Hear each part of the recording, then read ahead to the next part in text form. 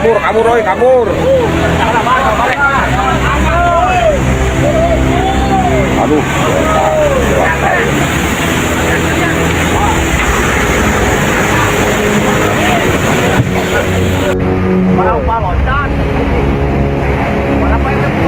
Itu kabar itu. Ah, mundur. Mundur.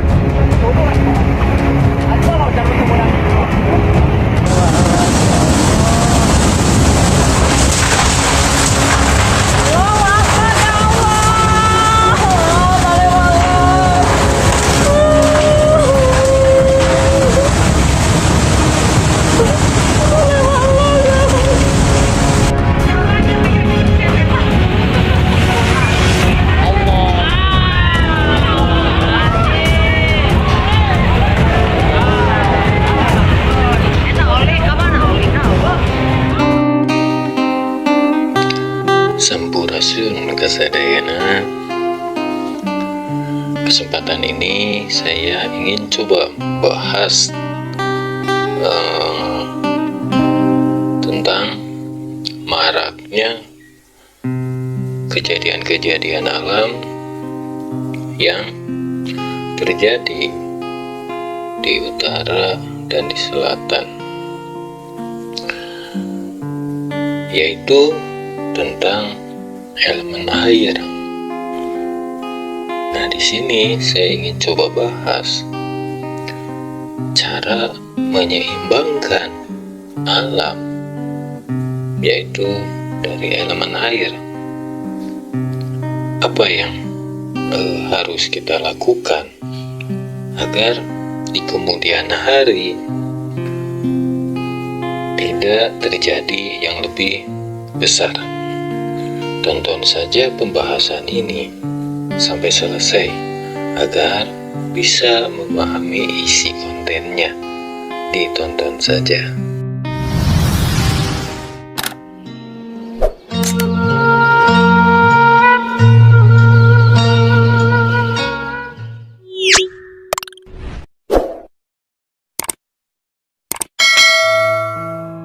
Ketika kita akan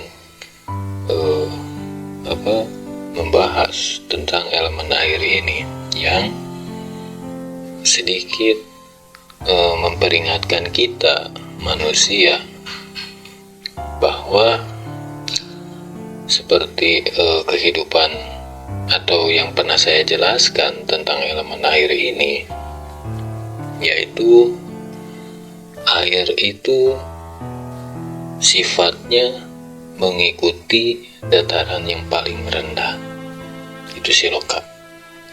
Kenapa air mengikuti dataran yang paling rendah? Nah, itu kan gambaran manusia terus dalam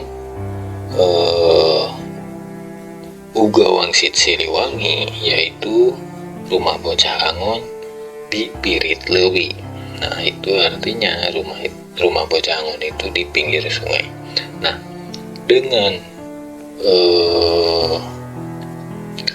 gambaran yang diberikan oleh Uga Wangsit Siliwangi, rumah bocah angon di Pirit Lewi, itu kita akan bisa belajar tata cara menyeimbangkan alam ini melalui elemen air yang akan kita pelajari di perjalanan kehidupan kita. Nah, marak terjadi tentang seperti air ini sedang memperingatkan manusia. Kenapa air itu naik, air itu seperti bergejolak gitu kan, elemen air ini. Nah, gambaran untuk manusia bahwa elemen air itu berarti kita tuh tidak mengikuti ibaratnya melawan arah seperti yang digambarkan dalam arti 4 unsur alam yang pernah saya bahas, yaitu air itu sifatnya mengikuti dataran yang paling rendah. Nah, itu kan sifat harus kita jalankan di kehidupan ini, tentang bahwa hidup ini hidup manusia, kita harus menjalankan kehidupan apa adanya, seperti konten kemarin yang wejangan yang semar. Kita harus mengikuti kehidupan ini sesuai alurnya gitu. Nah, ketika kita manusia tidak atau ingin melawan arus, jadi air itu bukannya turun tapi naik gitu kan. Sebab banyak manusia yang kehidupan nyata ini banyak yang menginginkan sesuatu yang ibaratnya di luar kemampuannya. Kita ambil contoh saja ketika orang bekerja gitu ya. Orang itu bekerja dapat gaji misalkan 4 juta per bulan. Nah, seseorang itu dengan gaji yang 4 juta itu, tapi orang itu memiliki hasrat ingin memiliki sesuatu gitu ya. Karena di zaman ini ibaratnya teknologi itu semakin makin hari makin tinggi atau makin bagus lah. Ibaratnya kita ambil contoh saja tentang misalkan handphone, motor gitu kan, atau mobil. Nah, ketika manusia di dalam kehidupannya itu tidak bisa merasakan ibaratnya apa yang ia dapatkan.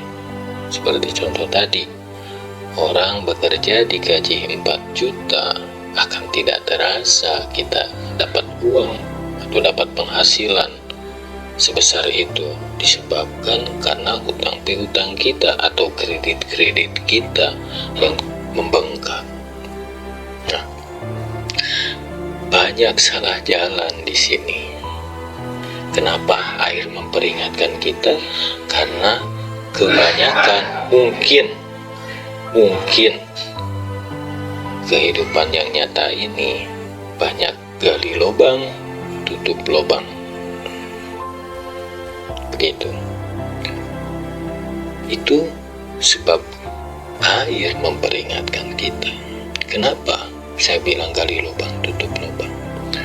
Ketika orang dapat gaji 4 juta tapi pengeluaran kita melebihi gaji kita, ya akhirnya mau tidak mau gali lubang tutup lubang gitu kan.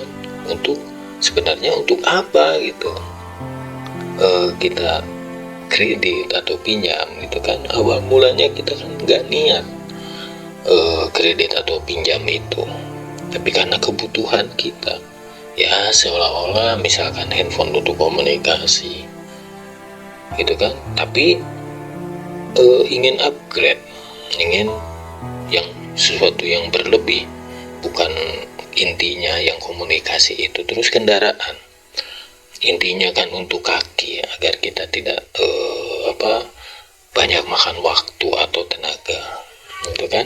Tapi tetap ingin upgrade, ingin yang lebih bagus gitu kan. Nah, terus terkadang kita tuh mengikuti ego kita, ingin memiliki sesuatu secara instan gitu kan, akhirnya pinjol gitu kan. Nah, kita tuh sebenarnya sudah memperhitungkan agar ini pendapatan kita tuh segini, pengeluaran kita tuh segini, tapi tetap berjalannya waktu tidak akan sesuai dengan yang kita bayangkan begitu. Nah, itu sebab manusia jadi lupa rasa syukur. Lupa rasa syukur ketika kita diberikan ibarat yang gaji tadi. hasil keringatnya sendiri. Akhirnya hasil yang saya bilang tadi 4 juta itu tidak cukup untuk makan, hanya cukup untuk bayar kreditan atau cicilan, seperti itu. Nah, kenapa seperti itu? Itulah sifat manusia yang ada dalam trisulanya dalam trisulanya iblis, yang saya bilang harta tahta wanita, gitu kan. Nah, ketika ingin memiliki sesuatu yang lebih mewah, nah itu kan termasuk harta dan tahta. Tahta itu yaitu yang ingin dilihat orang lain, ria, begitu. Nah, ini sebabnya elemen air ini memperingatkan kita agar kita tuh tidak selalu mengikuti hawa nafsu kita. Nah, pentingnya puasa itu seperti ini, gitu, coba dipahami. Nah, untuk kita menyeimbangkan agar di kemudian hari elemen air ini tidak bergejolak yang lebih besar lagi. Nah, sadari perjalanan kita, sadari laku lampah kita. Yang sudah ya sudah, itu kan sudah terlanjur, tapi kita masih bisa memperbaiki, gitu kan. Yang namanya selama napas kita bisa hidup, berarti jalan untuk memperbaiki kehidupan kita terbuka lebar. Nah, di sini pentingnya yang namanya eling dan waspada. Ketika kita sadar kemampuan kita segitu, kita tidak akan melebihi kemampuan kita. Itu kesadaran, dan terjaga agar kita tuh selalu bisa mengendalikan diri kita sendiri, yaitu nafsu atau sesuatu yang kita inginkan, kita perhitungkan. Eling dan waspada. Nah, orang-orang yang disebut eling dan waspada ini orang-orang yang banyak berpikir dan perhitungan, yang itu bisa membuatnya selamat.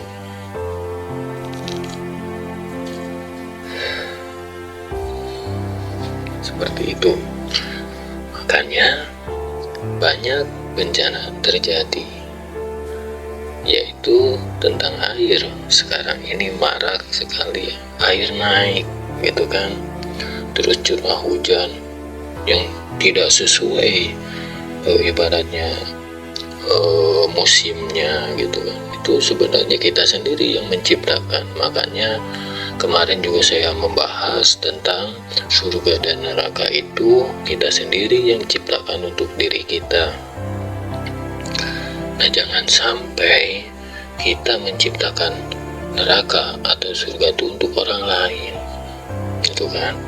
Nah, karena kesalahan kita, jadinya kita yang orang lain yang kena imbasnya, gitu kan. Nah, seperti yang kemarin saya bahas itu tentang energi positif dan energi negatif. Jika banyak orang yang seperti itu, maka energi negatif itu akan lebih dominan daripada energi positifnya. Begitu. Bukannya Allah itu tidak adil, tapi itu karena kehendaknya sendiri, salahnya sendiri, mengikuti nafsunya sendiri, gitu. Nah, makanya kita sebagai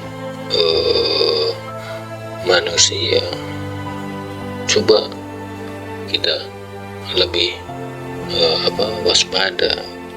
Kita harus terjaga itu waspada. Eling dan waspada itu namanya terjaga. Jika kita ingin melangkah sesuatu, jangan melebihi kemampuan kita. Makanya yang kemarin tuh saya bilang, jangannya hidup ini jalani saja, Nah, itu bekal untuk kita manusia agar selalu bisa menerima apa yang sudah digariskan. Nah, itu namanya yang saya bilang belajar ikhlas, belajar pasrah, dan belajar ridho ketika kita bisa atau kita berusaha mengendalikan diri kita sendiri, seperti itu. Nah, jadi untuk kita bisa menyeimbangkan elemen air ini, ikuti saja alur kehidupan kita. Jangan melebihi kemampuan kita. Seperti itu. Mudah-mudahan bermanfaat. Sekian pembahasan kali ini. Wassalamualaikum warahmatullahi wabarakatuh.